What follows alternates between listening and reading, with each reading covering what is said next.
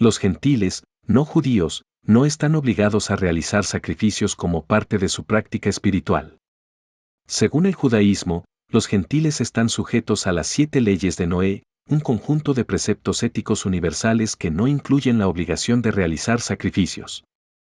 Estas leyes son: no idolatría, no blasfemia, no asesinato, no inmoralidad sexual, no robo, no comer carne de un animal vivo, establecer sistemas de justicia.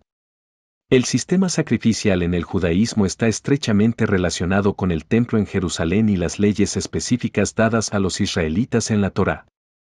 Incluso para los judíos, el sacrificio no puede realizarse hoy en día porque el altar ya no existe.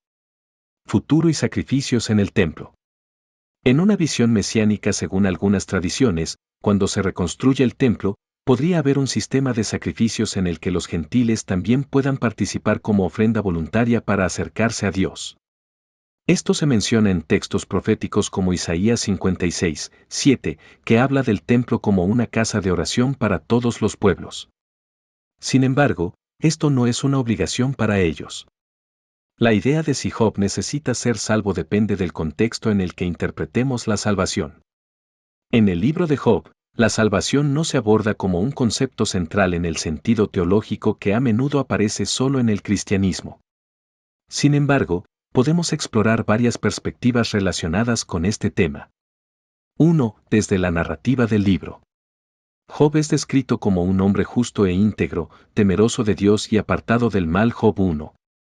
Desde esta perspectiva, Job no es presentado como alguien que necesita salvación en términos de arrepentimiento o reconciliación con Dios, porque ya vive una vida de devoción y justicia.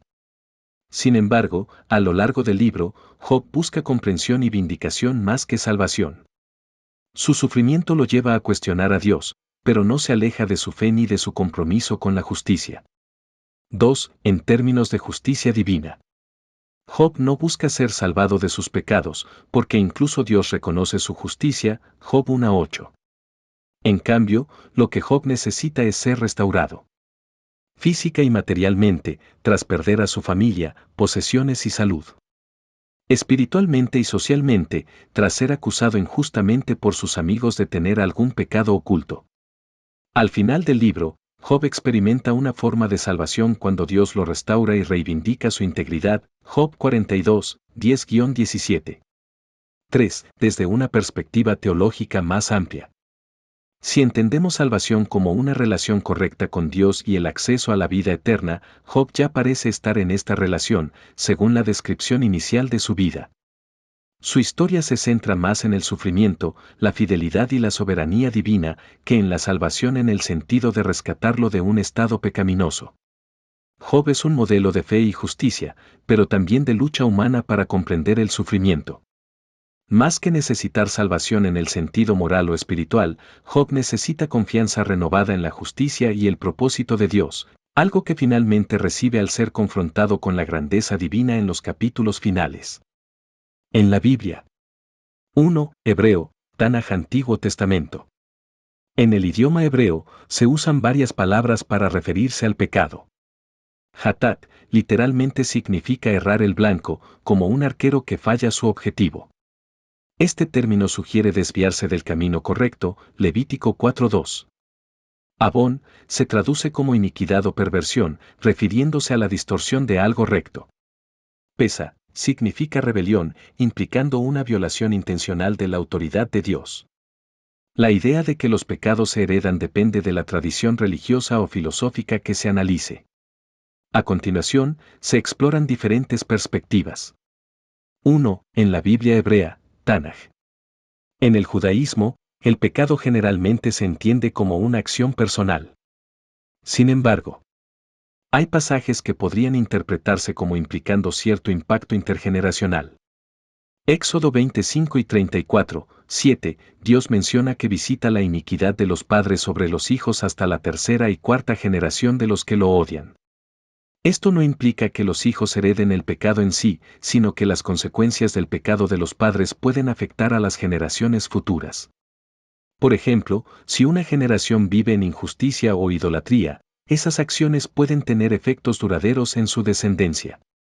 Ezequiel 18:20 se aclara que el Hijo no llevará el pecado del Padre, ni el Padre llevará el pecado del Hijo. Esto refuerza la idea de que cada persona es responsable de sus propias acciones. 2. En el cristianismo. En el cristianismo, especialmente en la tradición occidental influenciada por San Agustín, se introduce la idea del pecado original. Pecado original, según esta doctrina, todos los seres humanos nacen con una inclinación al pecado debido a la caída de Adán y Eva en el Edén, Génesis 3. Este pecado no se hereda como culpa personal, sino como una condición espiritual que afecta a toda la humanidad. Romanos 5:12, por tanto, como el pecado entró en el mundo por un hombre, y por el pecado la muerte, así la muerte pasó a todos los hombres, por cuanto todos pecaron. Sin embargo, muchas denominaciones cristianas creen que el bautismo puede limpiar la mancha del pecado original. 3. En el judaísmo rabínico. El judaísmo rabínico rechaza la idea de que el pecado se herede como culpa.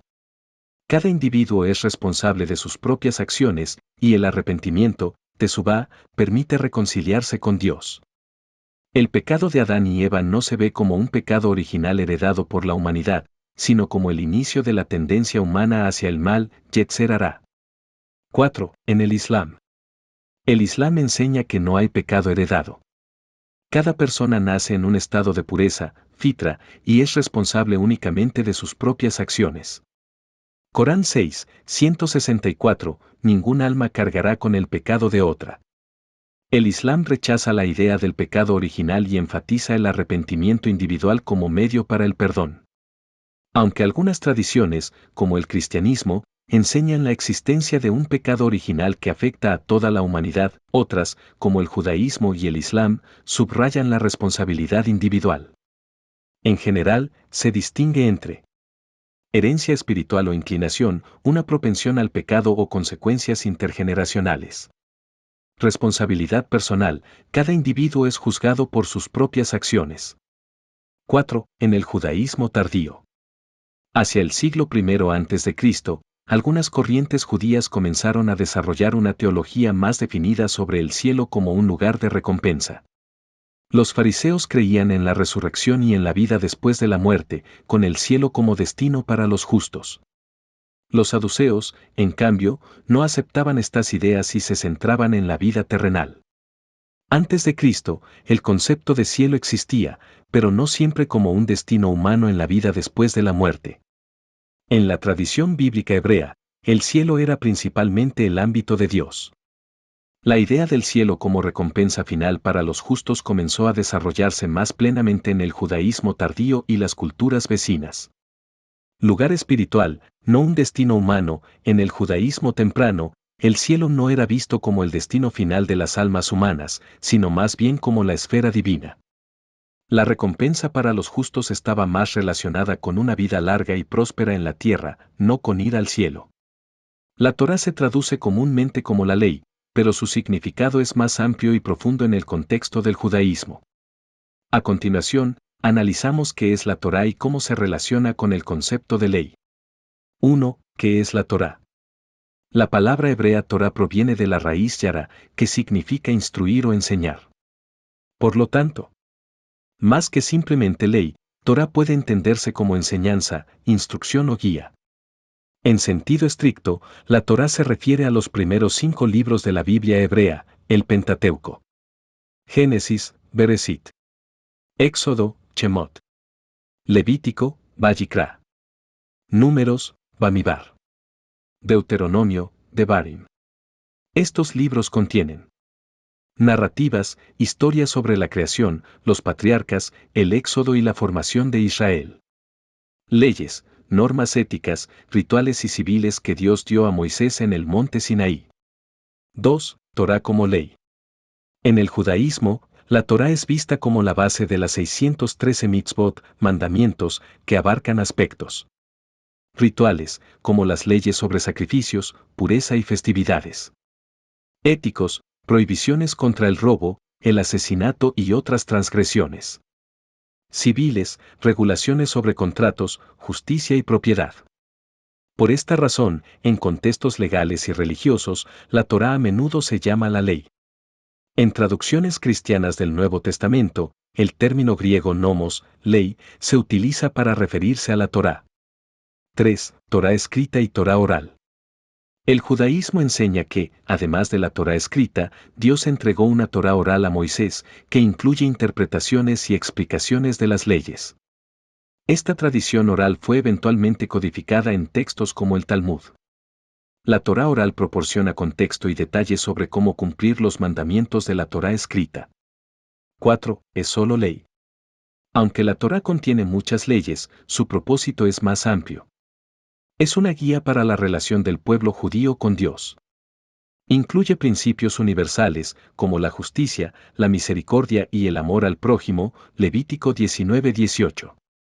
Proporciona una narrativa histórica y espiritual que define la identidad judía. 5. En el cristianismo. En el Nuevo Testamento, la Torá es a menudo mencionada como la ley. Jesús y los apóstoles interactuaron extensamente con sus enseñanzas, debatiendo cómo interpretarla y vivirla. En este contexto, a veces se contrasta la ley.